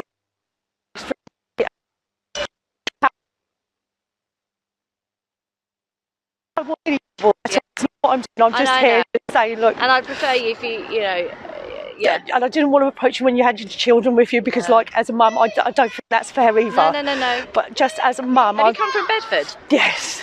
Yeah. I've drove from Bedford so that I could speak to you myself. What's your surname? Yeah, but if I give you that, then I get into trouble. Okay, fine. All right. That's all I'm saying. All you know, right. I don't want All Nick right, love. coming at me. Leave it with me. Thank you so much. Thank you. Yeah? Thank you. Yeah? I do appreciate it, honestly. Okay, can you give me a screenshot of the picture? Yes, of the I will house? do, yeah. Can you just show me so I can... Right, I've left my phone in my car. You wait here, I'll go and get my phone. I don't have to do it too much in front of Yeah, other that's what I was people. thinking, yeah. If you go on his Hope Not Hate website and it says Tommy Robbins extra houses, and it's a full-on picture of my house in Silsoe. He's given the complete description of In where my house. Silsoe? Yeah. Okay, He's right. given Leave it with me. And he's given the complete. But I've had to have cameras secured around my house now because I've had 4 Asians turn up at my car screaming, "Where's Tommy?" banging on my doors. But my little girl is terrified. Okay. I'm terrified. Leave it with me, okay? Leave it with me. I'm so sorry to have to do this to you, but No, don't. it's just so hard. You know, I'm already fleeing domestic violence. So you... Now that was Nick Lowles' wife. I'm not going to show who she is. We have images of her, recordings of her. I'm not going to show who she is or where she lives. I don't want her to feel fear in her home. That's the total opposite to what these guys are doing to us. They actively seek and target our families. They hope and they try and direct violence towards us. They try to dox our addresses, say we live in houses we don't because our family live in those houses. They are actively targeting our children, our partners, our mothers, our families. I'm not going to do that to his wife. Luckily, his wife seemed like a very nice lady and she saw the total wrong in what her partner was doing. Because within just hours of the lady who he falsely accused was my home approaching his wife, this happened. Hello, Colette. What's the matter? They have deleted the pictures of your house. Wow. They're gone. So that worked then? Yeah, they're gone. So it was the best, because you see, if I'd have turned up at their house, it would have gone a totally different way. Oh, that's such good news, mate. At least it's worked. Yeah. So, you happy? Brilliant. Well, Oh, that's good, mate. I hope now. I want to try and search the internet and see if there's anyone else that archived it and saved the pictures or the location. But the main point, of course, was obviously from them and they've erased it. So, Fantastic. all right. That's a excellent, honey. Cool. Thanks, mate. All right. Hope you're all right. darling. Speak All right. to you later. Okay. Bye. Bye-bye. Timing is important and you have to understand what's happened in a 1 week period. Men have turned up looking for me. I'm receiving phone call after phone call, death threats every day. Yeah? They've turned up at another lady's house, which you've heard, 4 of them looking for me again. I receive a threats, which has all been made online, so these guys have watched all of this. My family receive threats that people are going to kidnap and rape my daughters, they're going to drug them from school. What does this organisation do? That week, after hearing all of that, they give my address. Someone is hired to visit the family home where my ex-wife and children are in alone at 11 p.m. to shine a torch through their door. That's what they do that week. Listen to this. She told you before, don't come to her fucking house. I didn't go to that house. You've been to her house before? Not that house. Her house? I have never been to that house. But you've been to her house? Yeah, again. And you know that's her I went to a house where they told me. Who's they? Right. Let me first look. Let me give you this. I promise you, I'm totally on the level. Well, on the level? Yeah. How are you going to feel when I come to your house at 11 o'clock at night? How's that feel? I promise you. Have you got kids in your house? Have you got kids in your house? They've grown up and gone. Is it alright for me to turn up at your house at 11 o'clock at night? No, it would and be start taking pictures of your house? It would be. I appreciate. So what are you that. taking Look, pictures of my fucking kid's house for? Right. What they told me, yeah, the instruction was that's me. It's Mendes Legal Service. I'm a process serving company. Fallowfield Stevenage. Yeah, that's just the office. Right. What they said to me was I had to bring the papers out here to you. It's very important you got them. Yeah. I'm just a delivery boy. Yeah. They said if he's not there, leave him there. But if you leave, you see, what I'm meant to do with papers, I'm meant to make sure you get them to say, here you go, these are for you. Yeah? This is who you are, yeah? I'm Mark, yeah. You're Mark DaCosta. Yeah, I'm Mark DaCosta. But if I can't get them to you, just to show that they were, I take a picture. You see, I took a picture of the papers. No, you didn't. You took a picture of my children's home. No, if I could find my phone, I could show it to you. I've lost my bloody phone. I can show you. I just put the paper on the floor. I took a picture of it. That's all. That's what I have to do. I'm nothing to do with any of it. Who are you delivering for? Who's giving you this address? I've moved because you come to my last house. I told you he does not live with me. So leave me and my children alone. Right. Are you happy to talk in front of... Who's this from? These are solicitors. Brought the papers. I'm nothing to do with this solicitors. So who do you work for? I work for myself. I'm a processor. Basically, I'm a pro. You can use me if you've got someone you want to. Who sent you here? That's simple. Right, they did. The solicitors. Which solicitors? It's on the paperwork. I don't know. Right, but basically, they give me all the information. I'm not the postman, bringing a British Gas bill. I don't know what it's about. I don't know how British Gas got your address. They just say, Mark. It's not my address. No, exactly, anything. But I'm just given that address. That's all I'm given, I promise you. I don't know why, when, who, and my job is to just make sure they get there. So you think it's normal come... No, I don't. So did they tell you to come at 11 o'clock at night? Yes. I've been out working all evening, and I said, I can't go, it's late. It's like, I would normally never go after about 9 o'clock. Yeah, but they said, no, you've got to go now. I've been up since 3 o'clock this morning. So they've told you to come. They've told me to come. Just come here now and get them to you. To my children's house. And they said if you weren't in, because I think you said he's not in. That's fine. Doesn't live there. No, that's right. Yeah, leave him there. Listen, don't get me wrong. I think it's stupid too. I think it's really ridiculous. Do you normally get told to go to house at 11 o'clock at night? Very rarely. I'll give you that. We had so much more. This hasn't been put together and finished the way I would have wanted it finished as a documentary for you, as professional as it should, because we've rushed it. Why have I had to rush it? Listen to this. Hope Not Hate is under attack. As you will probably know, at the beginning of this year, we helped facilitate the takeover of the investigation into Tommy Robinson's alleged bankruptcy. Last year, Tommy Robinson declared himself bankrupt in order to avoid paying hundreds of thousands of pounds in court fees and damages from a libel case that he lost against a Syrian refugee.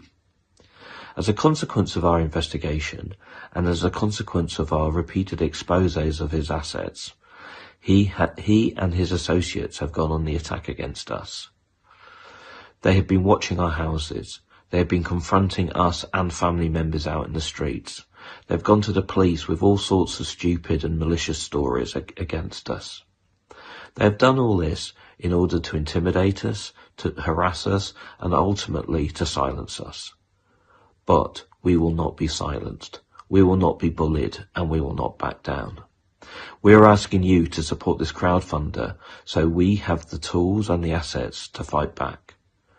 We need to increase security in our houses. We need to employ lawyers to take on Tommy Robinson and Paul Golding and their lies. And we need more money to carry on our investigations. We are all in on this now. We will not back down, and we will expose their wrongdoing. Please support us, and please support us in stopping them bullying and harassing us. In his appeal for security, he's raised over £50,000. He's under attack. He's under attack. Look at what you've seen. Look at the targeting of families in their homes. Who's under attack here? But he portrays himself, twists it full 360, portrays himself. He's got all the... under that link, politicians, journalists, they're all commenting, are you okay, Nick? Poor Nick. Poor Nick. This man. That's what's going on. So we've rushed this film because I am aware now that he is working with the Metropolitan Police Force to attempt to get an injunction, just like they managed to get with the previous journalist, an injunction to prevent me showing you any of this. So we've worked fast to get it out, to beat their injunction. When I produced my Panodrama documentary, which proved Nick Lowles' involvement with Hope Not Hate and with Caelan Robertson and with Panorama, the Panorama show was cancelled, John Sweeney lost his job, and the BBC got dirty hands. Since then, Nick Lowles continues to work with filmmakers, documentary makers and journalists, but he steps away. It's not in-house. The BBC dispatches, they outsource it to independent film companies that then work with Nick Lowles. That's to prevent them getting the dirty hands that they got last time. But the ploy and the plots, they continue. Now, with his new book coming out, and with the media sitting, guaranteed waiting to run the headlines of their lies, I need to speak to Nick. I need to see how many more sources have been created for their lies. I also need to put these allegations to him for the evidence that you've heard. Last and final stop. Let's go speak to Nick Lowles. Nick, how many people have you paid? How many sources have you created to give false information? How many people have you paid to lie? You give drugs to Tom Foley. Drugs to Tom Foley. Why do you give drugs to Tom Foley? How many different people have you paid to lie? Why don't you stop and talk, Nick? You create sources of information. You create your source of information and then you use the media to run them and pump your lies. Why would you, Caelan Robertson, why was you blackmailing him? What was you doing travelling out to Italy to see him? What was you doing, Nick? You got no answer? Don't you have an answer? Should we talk about your crimes and your activities? Let's talk, come on, why not? Where are you walking to? I'm going to work. Going to work? You're going to create more sources? What about Danny Tomo's ex-missus? Why did you tell her he slept with an underage victim? Why did you lie to her? Why have you told her that? Why were you paying her sister money? Do you understand that when you pay someone, they're no longer a reliable source of information because they're being paid by you? Are you going to deny paying people? Are you going to deny creating sources, Nick? You're going to deny creating sources? Get around the front. How many people in your book have been paid to lie about me? How many sources have you created in your book with your money? Huh? Answer the question.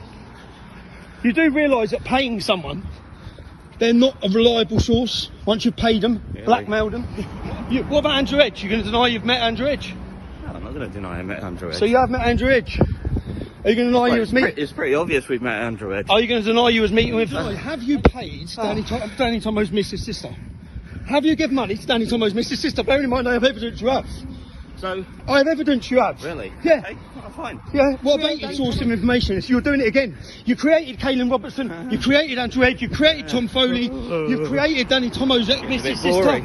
Well, no, it's not boring because you're destroying lives by creating.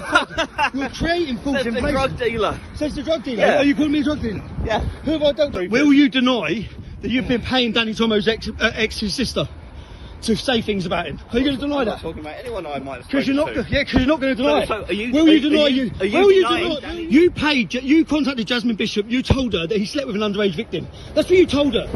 You lied to her to get her on your side. You got her angry. You got her angry, so she would say things. I didn't need to lie to her at all. Did you? Did you say to her that he slept with an underage girl? Did you say to her that Danny Tomo slept with an underage victim? Find out in my book. You'll find out what my allegations are in my book. Allegations are only that because you pay people. No. As we found out, you've been paying people. When you pay someone, you can't run a source in your book making allegations when you're paying them to say it. That doesn't work like that. It's not a reliable source of information. Find out what my book says. No, because your book is full of created sources that you've created with money, blackmail, drugs. One more question. Father to father, do you think it's fair that you put a picture of my children's home online when you know people want to kill them and rape them? No one's identified that home. No, you put a picture of my children's home online. You have. Yeah?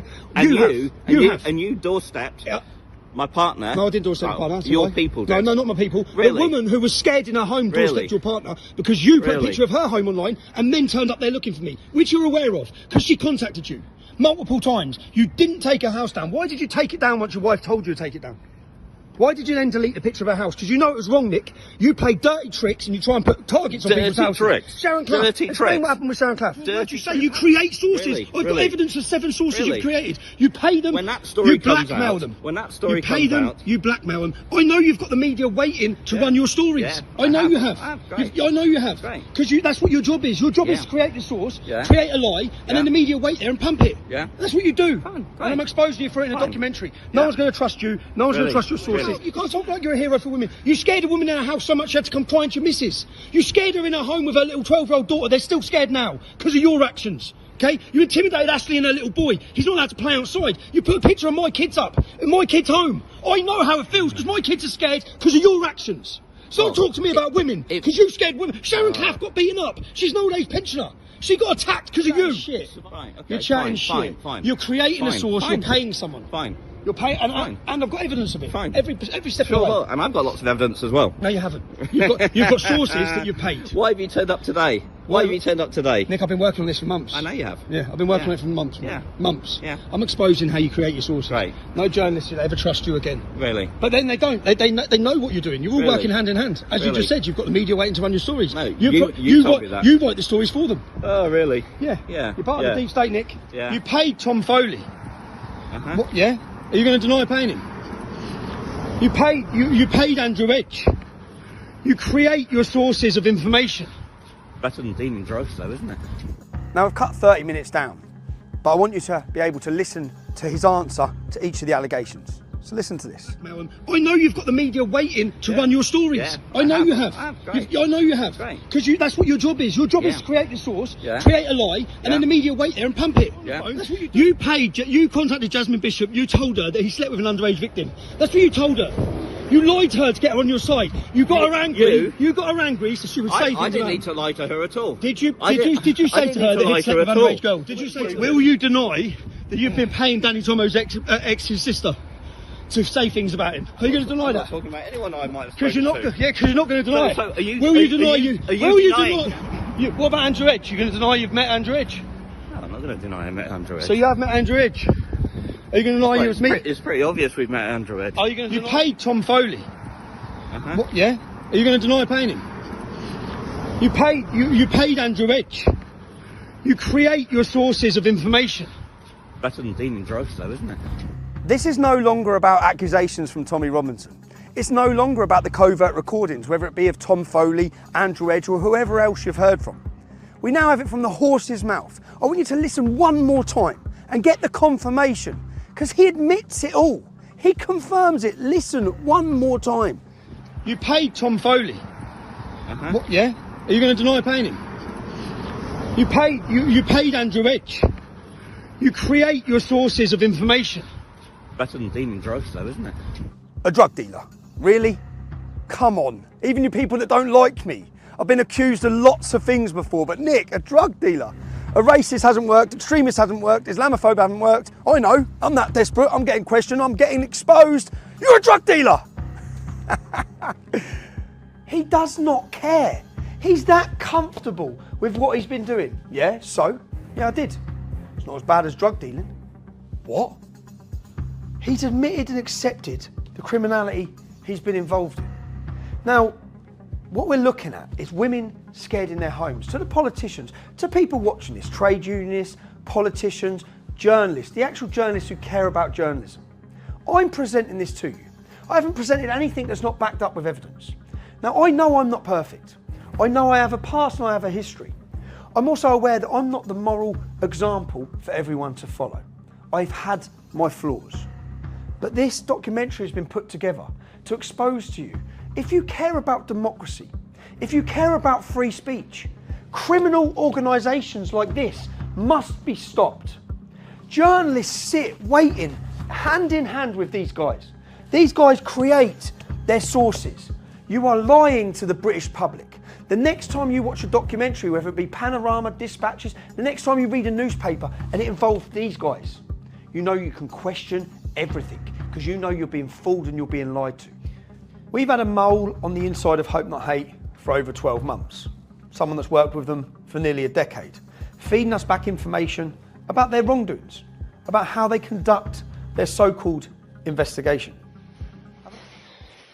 Yeah, but they all do that. I mean, they're all quite, like, you know, I mean, I've been into this guy for about 10 years.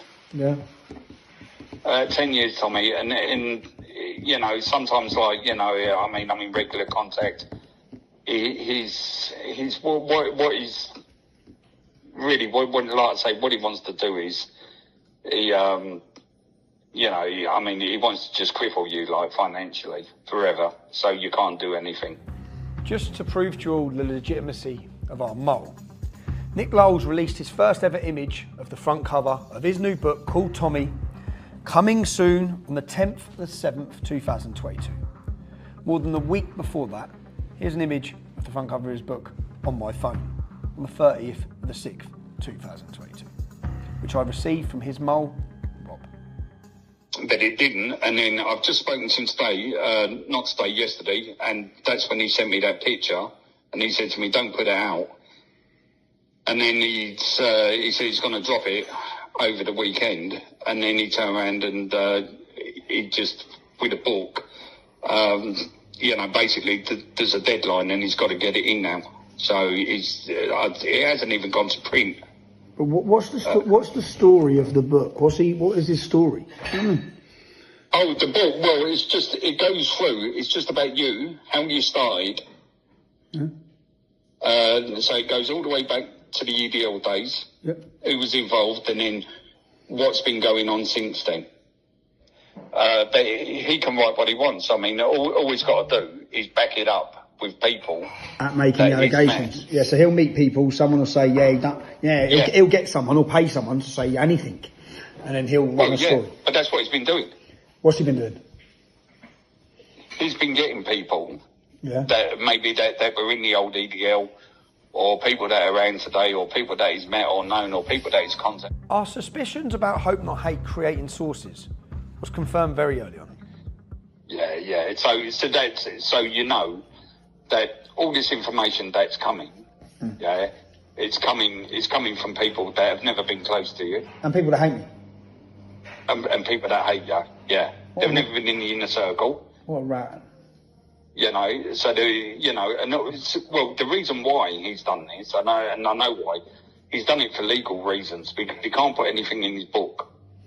Yeah, he has to have someone saying it, so he's gone and got them on tape saying it, and then he'll write it. About everything. So he'll have someone saying, I done this, I done that, and then he can write it. Covered his arse. And he'll just say a source close to him. A source who was with him. A source who was there says this. Yep. Tramp. Yeah, and that's how it's done. Now just listen to his associate tell us how low this man will go in his quest to destroy me. So I know he was in Luton quite a lot recently, and that was to do with needed information for his book. So I know he met with a couple of the Gambinos, or what's left of them. I know he met a couple of those up there, and he met some other people from Luton. And what could he possibly get off then? What, the Gambinos? Yeah. Going to meet in a heroin they're dealing all gang. in jail, aren't they? Going to meet in a heroin dealing gang to get him. What? Oh, they're going to have a heroin dealing Muslim gang from Luton. Yeah, they're going to have something good to say about me, aren't they? The Gambinos. Let me show you who the Gambinos are. This is a national newspaper's article from 2009. Asian terror gangs target UK with killer heroin. Let me just read some extracts from this. One of the Asian gangs is the so-called Gambino clan, a 100-strong mob named after the notorious US crime family. The Gambinos are the Pakistani Muslim gang that control most of the drug trade in Luton, and they've all got good connections to Al-Qaeda. Nick Lowles is travelling to Luton to meet heroin-dealing gangs who have great connections to Al-Qaeda. They fund terrorist organisations, and that is who Nick Lowles is travelling, having meetings with, to get them as a source of information against me. And just for the record, I first made an article about the Gambino gang. It's in my Oxford Union speech, where I addressed who they are, said they're using heroin to drug and pimp our daughters. I'd done that when I was 20 years old in Luton. They have hated me for years. Who does he go? You're going to see his source of information in his book with all his allegations against me. You now know who his source of information is. Being aware of his meeting with the Gambinos, when I got the chance to discuss it with Nick Lowles, I put these allegations to him. It will come out soon. Who are you making that accusation against? Oh, you've created sources. I've heard you were in paying the Gambinos in Luton. Have I? I've heard you've met and paid Pakistani gangs in Luton. Really? Yes. Really? Creating more sources of information, Nick. Creating more sources of information. Yeah. But you create the source. You create the source. I look forward to it. You create your source. So you'll have a source that you've paid, you've gone in, because I know you've been meeting Pakistani gangs in Luton. Really? You'll be paying them, say this, say this, say this. I've got the evidence of it. Right. I've got the evidence of members of your team telling me that. Who? Members of your team tell me Really? that. I had the front cover of your book weeks ago, you clown. Yeah. You clown. Right? I had the front cover of your book. I had the fact you were meeting Gambinos. I've got the screenshots and messages of it. Gambinos are a heroin dealing gang in Luton. And you know all about them. And you've gone and approached them. And you know you've gone and paid them. you know. I grew up in Luton. I've challenged them for years. Yeah. My 2004 leaflet names them. Yeah. It names them as heroin dealer. Yeah. And you've gone and met them and paid them to say things about me. So You're a scumbag. Have you ever sold cocaine? No, I haven't. No. Really? No. Okay. I haven't. You're a scumbag. See, look. So now we know. So you've got people you're paying to make these allegations so you can run with the headlines. Yeah. After confronting Nick Lowles about him meeting the Gambinos, he's aware someone's talking to us within his team. He then contacts our mole. You might not be talking to TR, but you are talking to Hell. Hell's my PA. Strange that something I only told you was brought up by Lennon today. He's aware, yeah? He's figured out who our mole is. Listen to this. This is Hope Not Hate Dude. Hello mate, how are you? Not bad, Rob, you? Fucking a bit stressed, to be honest with you, mate. You know, it's all coming to an end, isn't it? It's all coming to a head now, isn't it? So eventually he's going to know, you know, what I've been up to. So, as we've seen, in order to destroy me and target me, our mole makes it very clear what Nick Lowles' ambition is. What he's hoping to do is to get your missus into court. Yeah. Okay. That's really what he wants to do, and put her under pressure. How does he think to answer the questions? How does he think he's... As you've seen, not content with sitting down with heroin gangs, or paying people, or bribing people, or sexual assaults, he wants to target the mother of my children, my ex-wife. When I approached Nick Lowles outside his house, it became very apparent that one of their main targets is Daniel Thomas. Daniel Thomas is an ex-colleague of mine. But to destroy him is to discredit me, which became very apparent after talking to Nick Lowles. Danny Tomo's Mrs. sister. Have you given money to Danny Tomo's Mrs. sister? Bearing in mind I have evidence you have. So I have evidence you have. Really? Yeah. Okay, fine. Yeah. What about Danny Tomo's you Mrs.? show your evidence, and I'll show what my about evidence. Danny Tomo's Mrs.? What? The one who was beaten up by Danny Tomo? A lot of the allegations about Danny Tomo were about him and his ex-partner. But the allegations didn't seem to have been coming from his ex-partner. They seem to be coming from other sources that no doubt Nick Lowles has created. The first thing Nick Lowles told Danny Tomo's ex-partner when he spoke to her, they had just had a very severe breakup, finished on bad terms. Now I know straight away that means he's going to get in contact. I know that because that's what he does with everyone and has done for 15 years.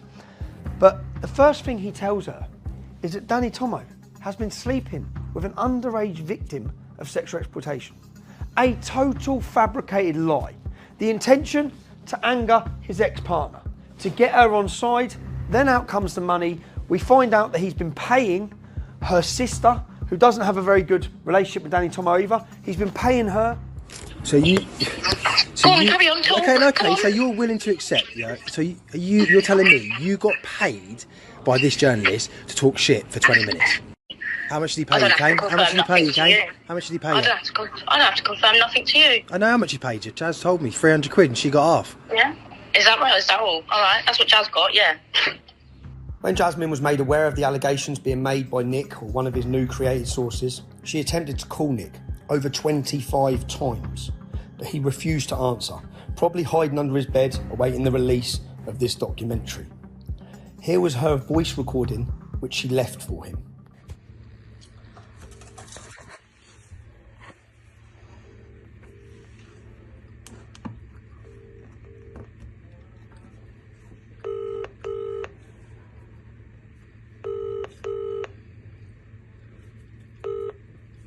This is the Vodafone voicemail service for...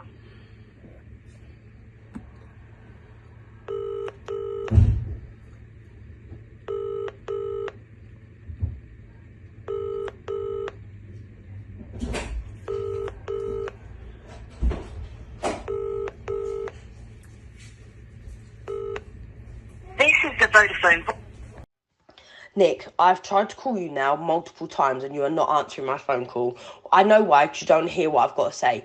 Firstly, let me just get this straight in case you do not understand. Danny has never put me in hospital. Danny has never beaten me up. The pictures that you have seen have got nothing to do with Danny at all. Secondly, you've paid my little sister, who hates Danny more than anything in the world, to talk shit about Danny. Thirdly, you came into my life and you told me that there was a video going around of my baby dad with a 15-year-old girl. You made me feel physically sick. You've mentally abused my brain into thinking that my baby dad is a paedophile when that's not true. You didn't even come back and tell me that it wasn't true. You just told other people. If you do not leave me and my sister alone, I will be seeking legal advice. I'll be doing that anyway because this is draining me so much. It's affecting me mentally and physically, and I've actually had enough.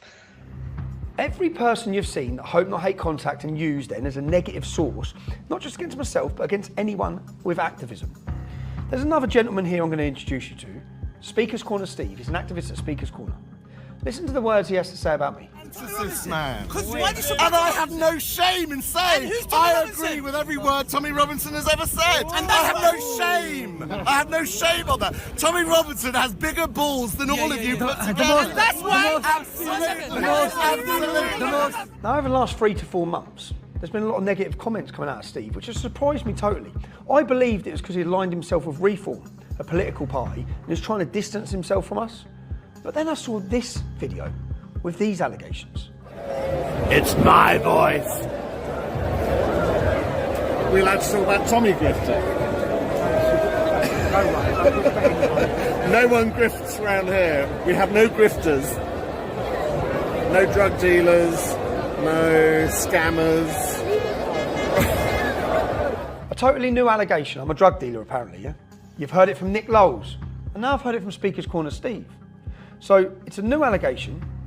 What possibly could have changed him from supporting me and being close to me, and just 3-4 months ago, totally turned against me and throwing out the same accusations that Nick Lowles is now throwing out?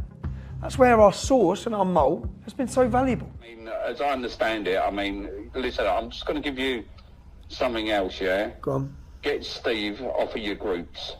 Steve, Speaker's Corner. Yeah, get him off all your groups. Is he working with Hope Not Hate?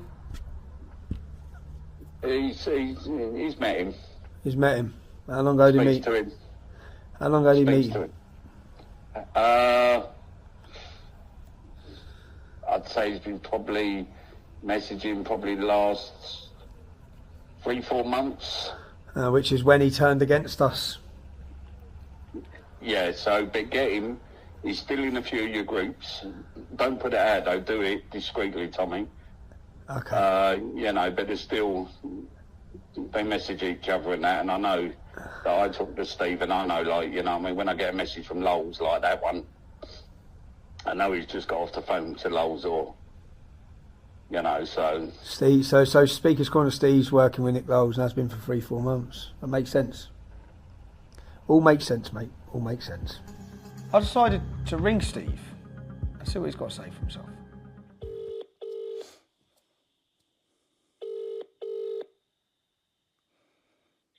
Hello. Hi Steve, it's Tommy Robinson. Hello there. Steve, I have evidence that you've been in regular contact with Nick Lowles from Hope Not Hate. Do you? How would you have that? I have it, mate. So when was the first time you started getting in contact with him, Steve? Why? Why? Why? Just want to see what your relationship is with him and how long it's been going on. Why is that? Well, because you've totally gone on an attack and totally changed, and it seems to be, from the timing I've been given, since you become a regular contact with Nick Lowles. A simple question is, what is your relationship with Nick Lowles? When did you start having contact with Nick Lowles? It's absolutely irrelevant to anything. Again, Okay. I know you're going to try and spin some. I've also watched Steve.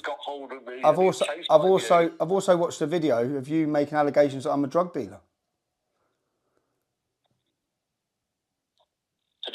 Have you not ever been?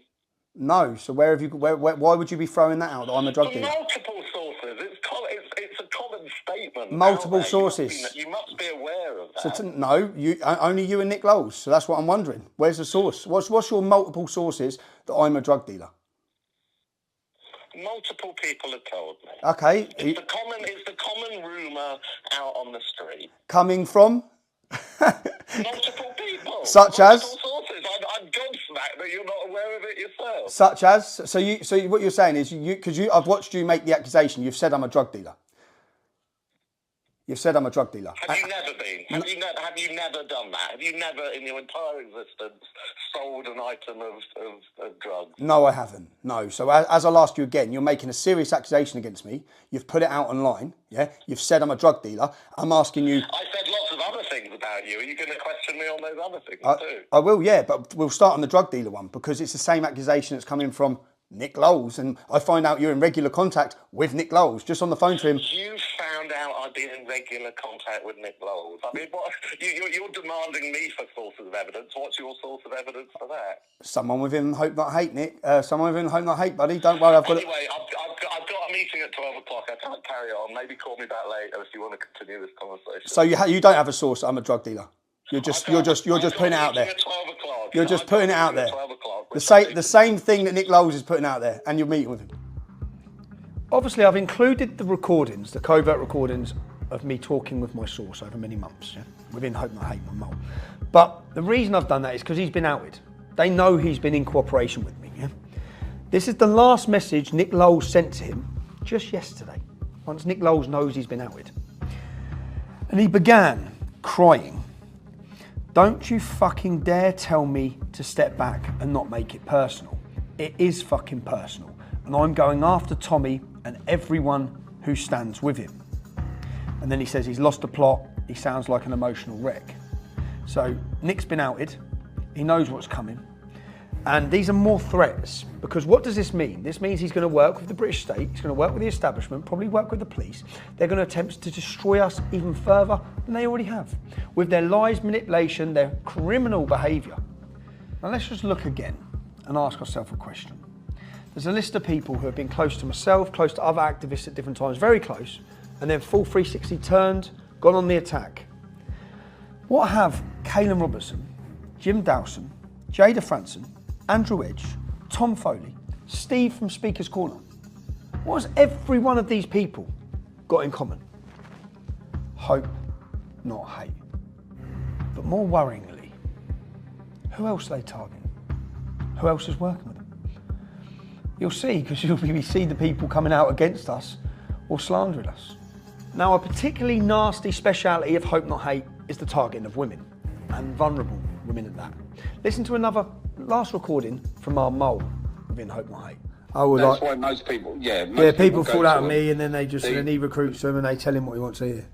Yeah, the same thing what happened with Lucy Brown. I mean, what happened with Lucy Brown, as soon as all that shit happened with Lucy Brown, is that they approached her because they knew she was vulnerable. Hope Not Hate did, yeah. Okay. Yeah, and because she was like she is. At that time, Lucy was vulnerable, which is when they strike. I'm not making the allegations Lucy's done anything wrong. Hope Not Hate have tried to coerce her at a vulnerable time in her life, just as they have Danny Tomo's ex-missus as well. They had a relationship breakdown, a severe breakup, and in-step Hope Not Hate. They also targeted Danny Tomo's ex-missus' sister. All three of these women at that time were vulnerable. But let's look at the other women that they've targeted in their home. Whether it be the female whose property they put up with, who lives with her 12-year-old daughter, who was terrified in her home after the targeting, or it be Sharon Claff, an old grandmother who was violently beaten and attacked because of their lies, or Ashley and her children now scared in their home, having to fortify it. Even the mother of my children, my ex-wife, who they've targeted her property, purposely doing it time and time again, or even my mother and father, who are old age pensioners who should be able to enjoy peace in their home. Their target every time is to target vulnerable people and families. As we end this documentary, Hope Not Hate are currently under criminal investigation by 3 separate police forces, including Greater Manchester Police. To the publishers of Nick Lowles' book that he's bringing out, and to the documentaries that are currently working with him, how many sources do you think he's used in these publications where the media are waiting to run the stories that he's blackmailed, sexually assaulted, given drugs to, paid £20,000? How many of them have been intimidated, paid or coerced? Question everything. To Hope Not Hate. This isn't the end. Our expose will continue.